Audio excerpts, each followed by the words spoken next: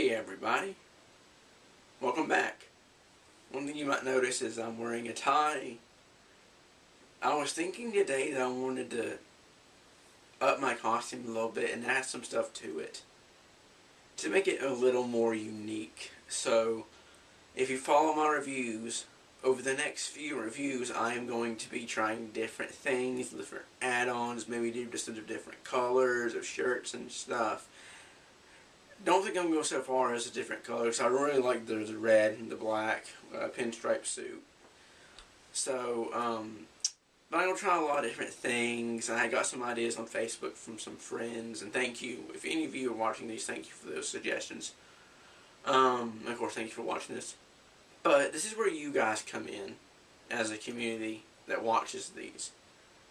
With each video, I want you to tell me how much you like the new item. And each week I want you to tell me how much you like that current week's item compared to last week's.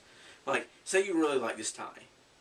You'll say, I don't really like that. Say, yeah, it's okay.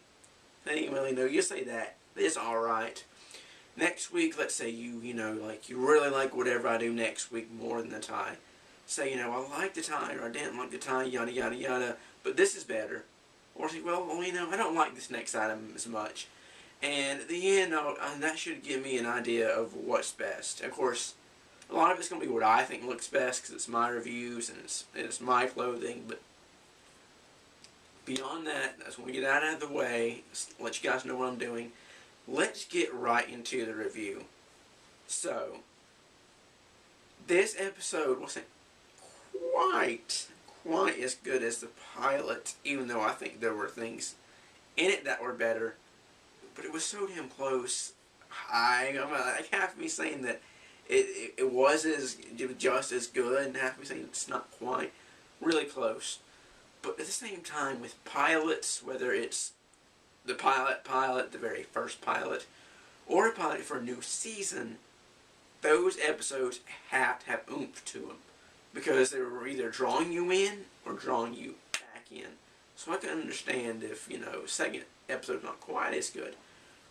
But I still found it to be really good, really enjoyable. It brought a few new characters, or at least named the characters, and added some more mysteries and some more plots, even answered some questions in a way. And it put a lot more on the plate, but the way I saw it, it didn't hinder or hurt the show. If a show takes a new episode and goes too fast with all the new stuff, and they keep piling and piling and piling stuff on, it can get quite confusing. Like, okay, well, who's this? What's that? I'm confused, but not in a good way. But this one, I think it was just enough. It was enough to keep us satisfied and not be like, oh, God, when are they going to add something new? I'm tired of the same old stuff. But it wasn't like I just said, I'm so confused and not in a good way. One of the things was that, of course, last time we saw that Bradley killed Gil. And we saw the guy at the grave. And we'll get into these points in a minute. So, in the opening of this episode, and the ending of last one, we saw Bradley show up at Norman's house and ask him for assistance, because she had just killed Gil. So, of course, Norman takes her in. No questions, at least if there were questions, they didn't put them on film, so they weren't important enough. Now, there's a few things I noticed throughout the episode that may or may not happen, may or may not be relevant, and may or may not be true. And I kind of want to get into Bradley later in this review, so not quite yet.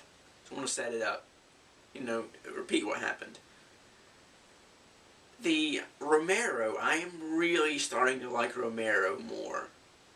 The last episode of the first season really started to pique my interest in him. And I thought it was really well done how at first they kind of built him up slow, he's just a sheriff. Is he good or is he bad? I'm starting to suspect that he's just crooked enough to get by without being too overly crooked and being a bad cop or a bad sheriff in a way. And I'll get to what I mean later. But as Dylan and, I don't remember the other guy's name, his partner, I need to look that up, are driving up to Gil's, they stop and Romero comes out and he's very, straight up to the fact about the case, and he's like, here's Gil, here he comes, he's coming right now, he has a big hole in his head, you might want to talk to him, but he has a big hole in his head, or something like that. He wasn't sympathetic, he didn't like, well, guys, I'm sorry to tell you, that Gil's been shot. And you could tell that he kind of had some suspicion that he knew something, at the very least. Maybe not so much they did it, but he knows about the pot and the weed, and he has to know. But he actually kind of, in this episode, he made it known that he knows. I mean, throughout, with it such a big deal, whether he says it or not, that he does have to know about it. And he lets it slide. And again, I'll get to that in a minute. So I'm wondering, what kind of conflict is that going to create between everybody, between Dylan and the other guy, whatever his partner's name is, and Romero? I don't think it's going to lead to too much. But, because there are other characters that I think are going to come into this play more and be more important to that whole, dilemma.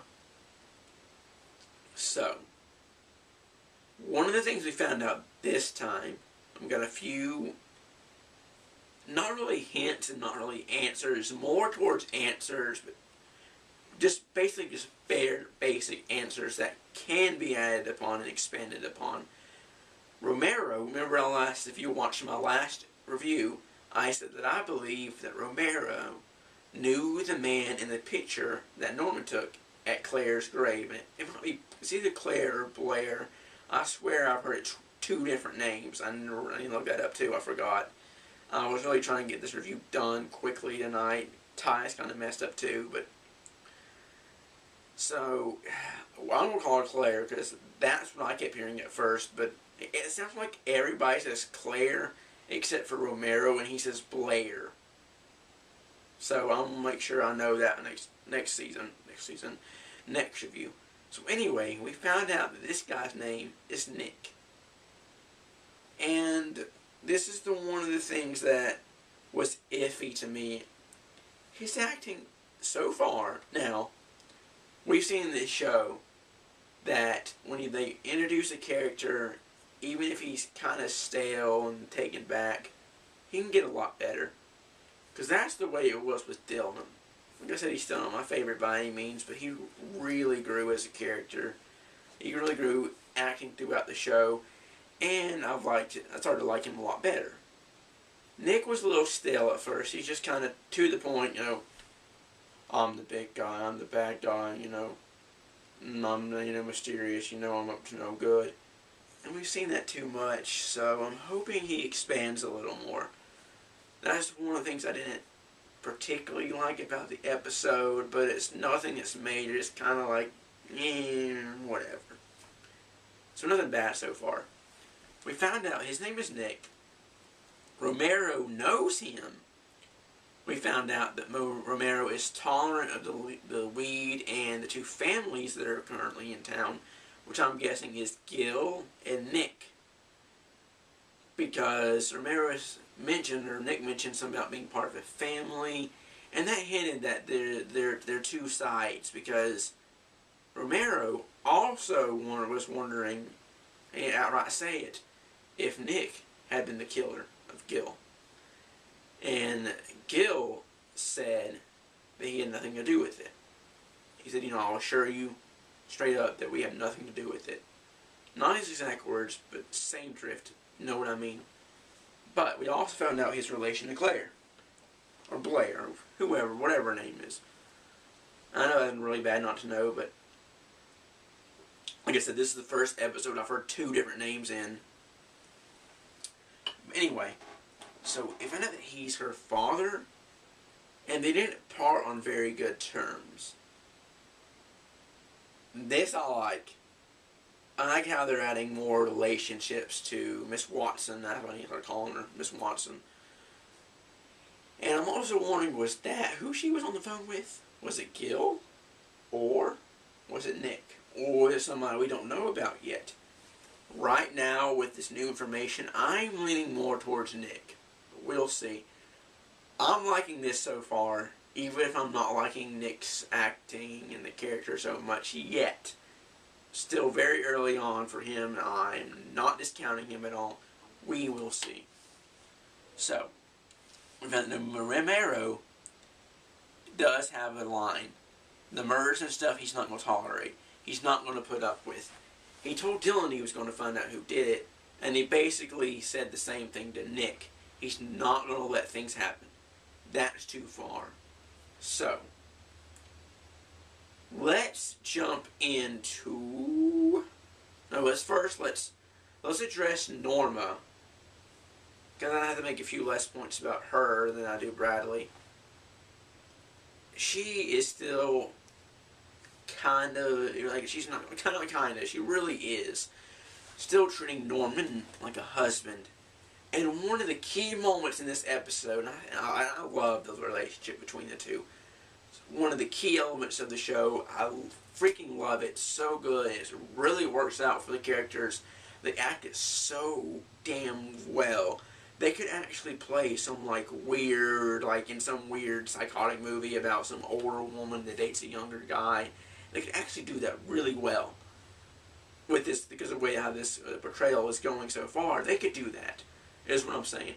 So, when she's trying to get Norman out of the house and out more to try and calm him down, to make him more normal.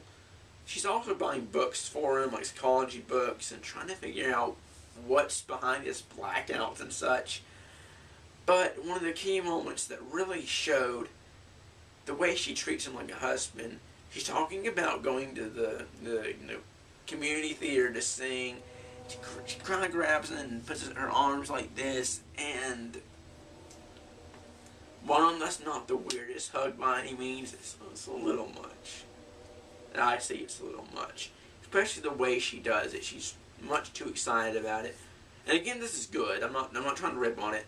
It's actually done really well. If it's it's creepy, it's kind of weird, but done really well. Loving that, like I said. So, one thing I noticed in this episode, this is my opinion, you can agree with it or not, this helped the show a little bit. It wasn't a big help, but it gave it a nice little touch, was that Freddie Highmore and Vera Farmiga, while they're not amazing singers or anything, with the greatest voice in the world or whatever, unless that was somebody else singing, and they were just, singing, they were lip syncing over it, they can actually sing pretty well. Not great, not oh my god, but nice, It was nice to hear that. And I noticed the scenes between Norma and Norman, when they're not fighting, are really light. If creepy, again, creepy. But really light and happy. And that's such a contrast to a lot of the dark nature of this show. But that works so well. Because you have that balance, that contrast, and it's going back and forth. And it mixes really well together. It's not just, time, so dark, But it doesn't go too light at the same time. I really like how it's mixed. Now, when they're fighting, it's a lot darker. There's a lot of tension, and the fight scenes are actually done really well, and I'm about to get to one of those.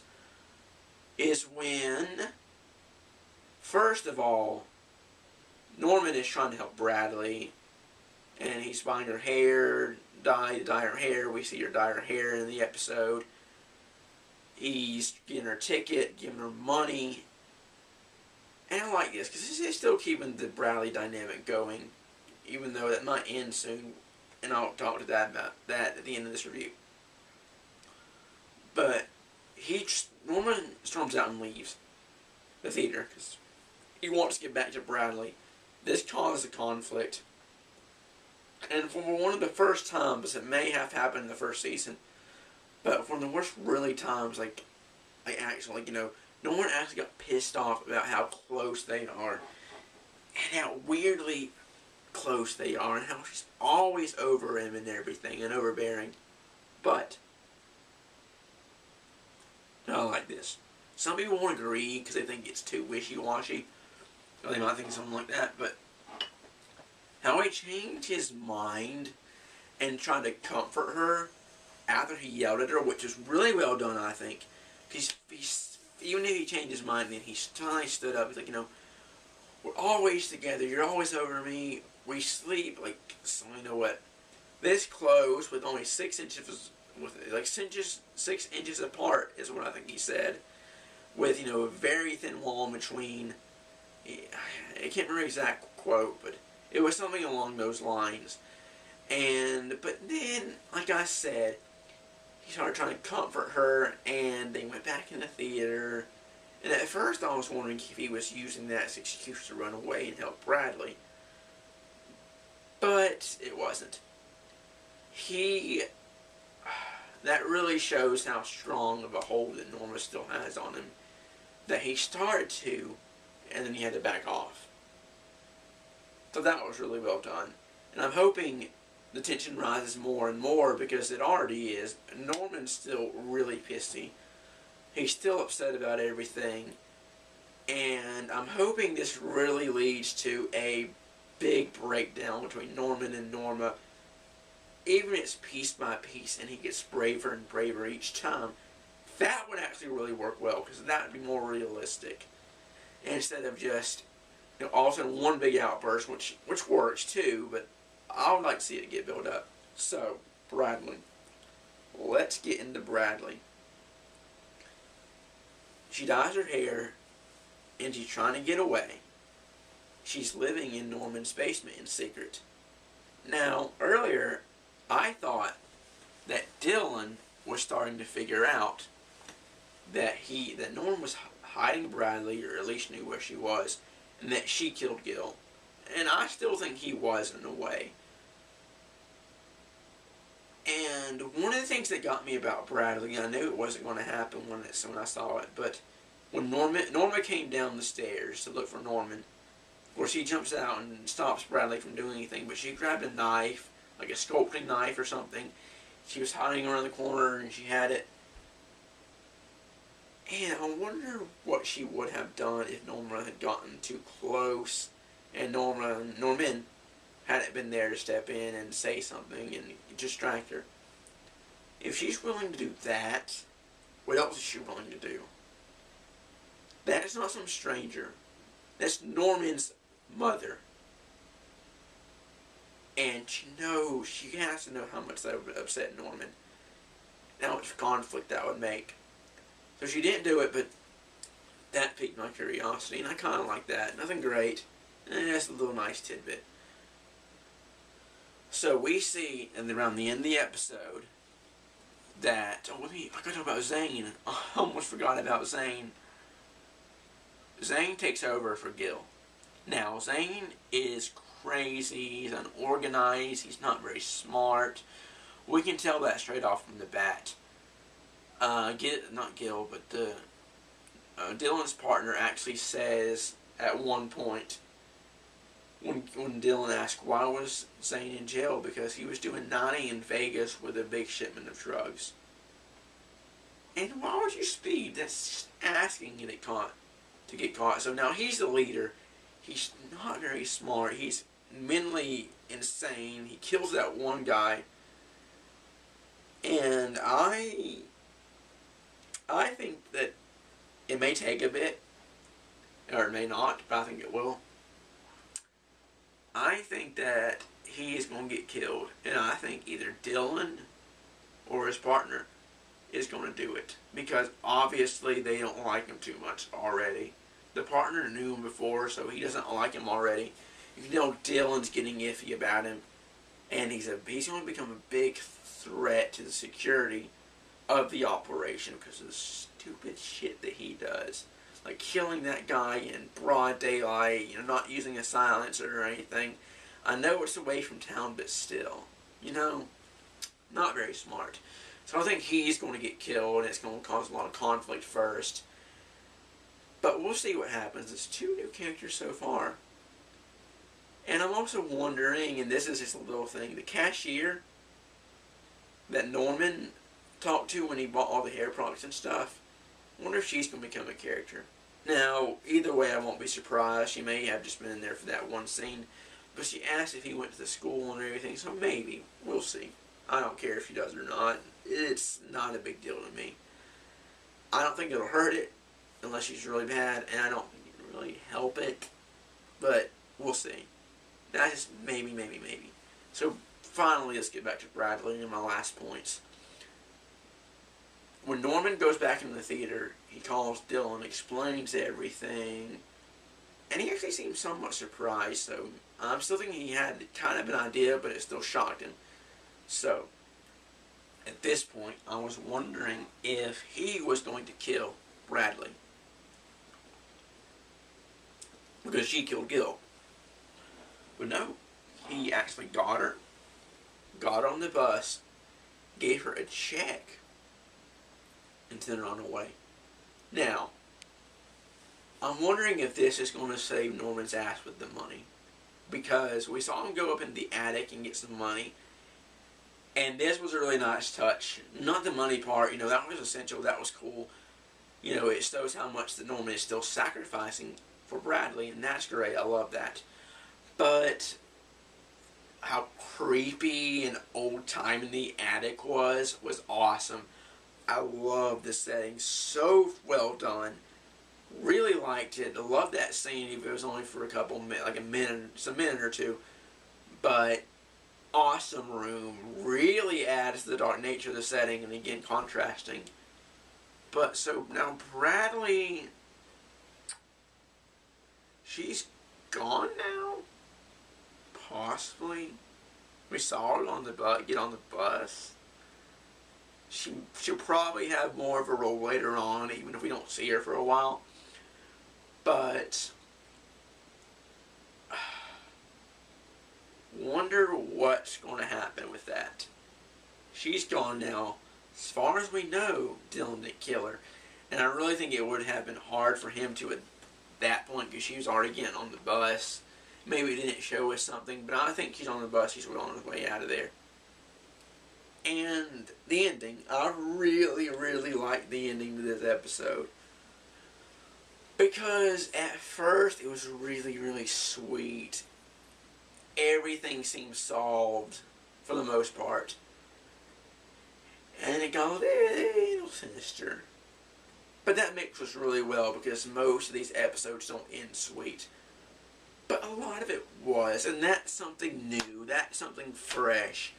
I don't want them to do that a lot, because that would ruin it. But every once in a while, just to throw a kicker in there is nice. Because Romero arrested the one guy for Miss Watson's murder.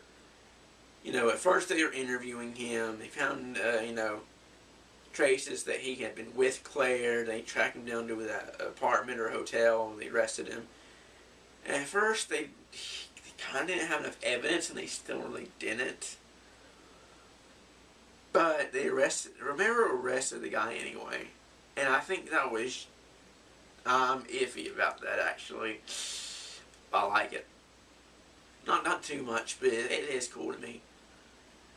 I don't know if Romero killed the guy or just arrested him. It's like I said, he kind of had evidence, but he didn't have like a big in-your-face evidence. He came back in and arrested the guy, and the guy was yelling like, "Hey, you can't do this, hey!" And as he went out, he yelled again, but it was kind of short, so I don't know if he was attacked, if Romero attacked the guy when he got out of the cell, or that he just arrested him. I'm looking for either or. kind of hoping he killed him, because that would really add a lot to Romero's character and how far he's willing to go to cover stuff up. But this also leads to...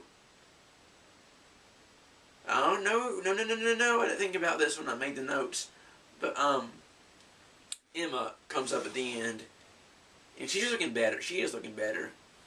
But the only thing I really didn't like about this episode, as good as it was that Emma had so little screen time, and I'm hoping they bring her back. I know they have to, because she gets involved with some random guy. But she comes up and says, you know, they arrested a guy for the murder, so I'm guessing Romero can't have killed him yet, so we'll see. So that ends up, it's really good, because remember, Norman found the necklace. So things are really adding up against Norman if Romero suspected them. And I think he did, kind of. So, there's arrest now, so Norman may be off the hook. You know, Bradley's out of town. Everything is pretty much solved, and it's a really light note to end on, especially with the note that Bradley leaves Norman saying, you know, you're the best person I've ever known. That was really nice. And then we see the truck pull up and a guy get out. We don't know who the hell he is yet. At first, I mean, we find out in this episode, but we first think, well, who the hell is that? So he goes in, he asks, where's the Bates Motel? And the guy tells him where it is. And he says, I'm looking for my sister. You know, who's your sister? Nora Bates. In the episode. Sweet and sinister. Really love how they ended it. Really enjoying the series so far. I'm very excited. Definitely a positive review. And the next episode from the previews, it actually looks pretty good. It looks like it's going to keep adding stuff, and I think they're going to keep going with a good flow, not giving us too much, too little. But really pleased with this episode. Really pleased so far with this season. I'm hoping it goes on and it gets darker and more sinister, but keeps them that light, airy, happy feelings and stuff. I'm hoping they bring Emma back more. I think they have to. I'm wondering what's going to happen with Bradley, what's going to happen with the families and the drugs, and that's going to lead to conflict. It has to. So, totally psyched about next episode. And, you know, can't wait. I'm going to try to get the review of that shot really quickly, within the day or two. So, until next time, peace out. Let me know what you think about this. You know, maybe give me some suggestions of what I might want to wear. Just one thing really quick. I'm wondering if... Hold on. If this would look better closed. And it might. I think it looks better open in some ways. I think it looks a little better closed too, so... I know it's not perfectly straight, but I'll have more time next week to work on it. We'll see. So, peace out.